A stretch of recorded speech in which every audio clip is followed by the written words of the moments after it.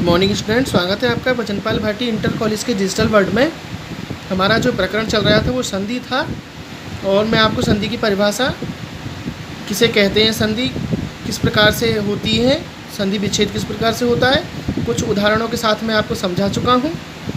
आज मैं फिर वही प्रकरण लेकर के आया हूँ। इससे आगे की जो नियम है उसे पढ़ते हैं हम। संधि का अर्थ है वर्णों का मेल। संधि 3 प्रकार की होती है। नंबर 1 स्वर संधि, नंबर 2 व्यंजन संधि, नंबर 3 विसर्ग संधि। सबसे पहले हम स्वर संधि समझेंगे।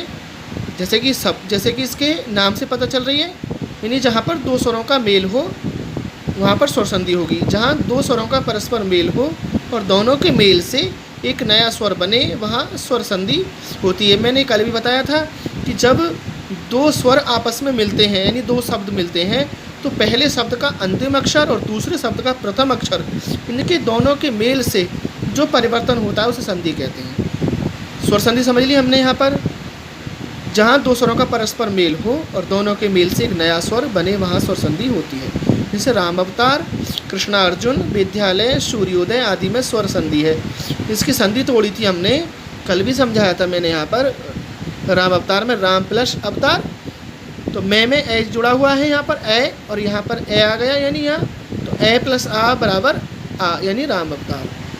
इसी प्रकार कृष्णार्जुन में भी, इसी प्रकार विद्यालय में भी, इसी प्रकार सूर्योदय में भी स्वरों का ही मेल है। इसमें जैसे विद्यालय लिखा हमने तो विद्याधन आलय, तो विद्या में आ पहले आ रहा है, आ वहाँ पहले बाद में आ गया, आ प्लस आ बराबर आ हो गया, यानी स्वर मिल गया दोनों। जैसे सूर्योदय में सूर्य प्लस उदय, तो यह में ए की ध्वनि आ रही है, उधर ओ की सूर्य, उधर उदय यानी जो उदय शब्द लिखा है हमने उसमें ऊ आ रहा है, तो ए प्लस ऊ बराबर ओ की मात्रा हो गई है। ठीक है ना। यहाँ भी स्वर संधि हुई। स्वर संधि के 5 भेद होते हैं। स्वर संधि जो होती है वो अपने आप में 5 प्रकार की होती है। सबसे पहली है दीर्घ स्वर संधि, नंबर 2 गुण स्वर संधि, नंबर 3 वृद्धि स्वर संधि, नंबर 4 यण स्वर संधि और नंबर 5 अयादी स्वर संधि। तो सबसे पहले हम दीर्घ स्वर संधि समझेंगे जो आपके कोर्स में है। ठीक है ना। जैसे कि इसके नाम से पता है दीर्घ स्वर संधि, तो मैं एक साधारण सी बात बता देता हूँ। जब 2 दीर्घ आपस में मिलेंगे तब एक दीर्घ बनेगा। जब एक दीर्घ और एक ह्रस्व मिलेगा तब एक दीर्घ बनेगा। जब 2 ह्रस्व आपस में मिलेंगे तब भी एक दीर्घ ही उत्पन्न होगा। जैसे ए ई उ आदि, अर्थात इनमें ए ई उ ह्रस्व एक मात्रिक अर्थात छोटे और आ ई उ ऋषि 2 मात्रा वाले अर्थात बड़े हों तो दीर्घ स्वर संधि में 2 समान स्वरों के मेल से दीर्घ स्वर ही बनेगा। मैंने अभी बताया था। इसकी साधारण सी परिभाषा मैं आपको बता रहा हूँ कि जब आपस में 2 दीर्घ मिलेंगे, दीर्घ स्वर मिलेंगे तब एक दीर्घ बनेगा। जब आपस में 2 ह्रस्व स्वर मिलेंगे तब एक दीर्घ बनेगा।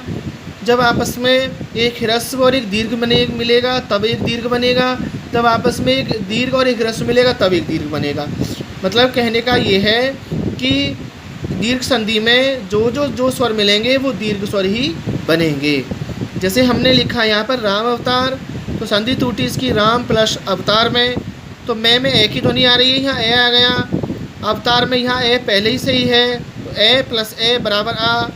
ए जो है हमारा ह्रस्व स्वर है, यहाँ भी ह्रस्व आया। इन दोनों के मेल से नियम के अनुसार एक दीर्घ बना जो यहाँ पे आ गया। ऐसे ही हमने छात्रावास लिखा, यहाँ पर छात्र प्लस आवास हो गया, तो छात्रा प्लस आवास हो गया, तो छात्रा में आ रहा है और छात्रा प्लस आवास हो गया, छात्र प्लस आवास हो गया। ठीक है ना। ऐसे ही यहाँ पर विद्यालय लिखा हमने, तो विद्याधन आलय हो गया, विद्या में आ गया, आलय उधर आ ही रहा है, यहाँ पर भी आ रहा है, आ प्लस आ बराबर आ हो गया। ऐसी विद्या अध्ययन, विद्या प्लस अध्ययन, तो यहाँ विद्या में आ गया और अध्ययन में ए यहाँ पे आ ही गया है, तो आ प्लस ए बराबर आ।